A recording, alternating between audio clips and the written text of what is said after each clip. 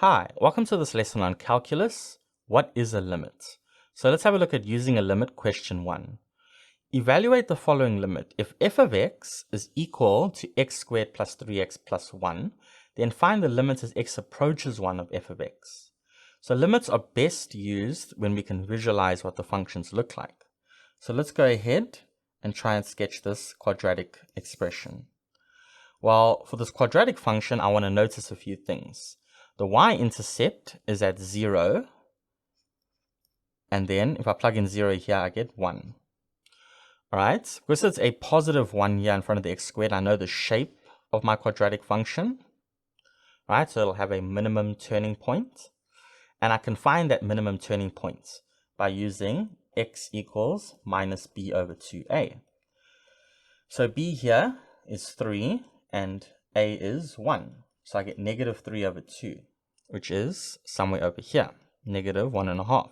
So there is the turning point. So now the graph must have that shape with the turning point, and these quadratics have nice symmetry.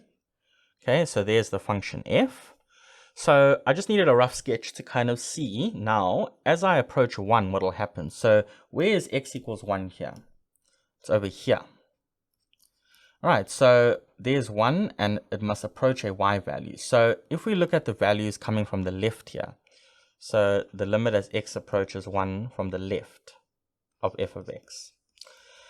So let's see what happens. Well, it's approaching the y values at this point here, at this function value. So f evaluated at 1 is 1 squared plus 3 times 1 plus 1. So that's 5. So it approaches 5 from the left.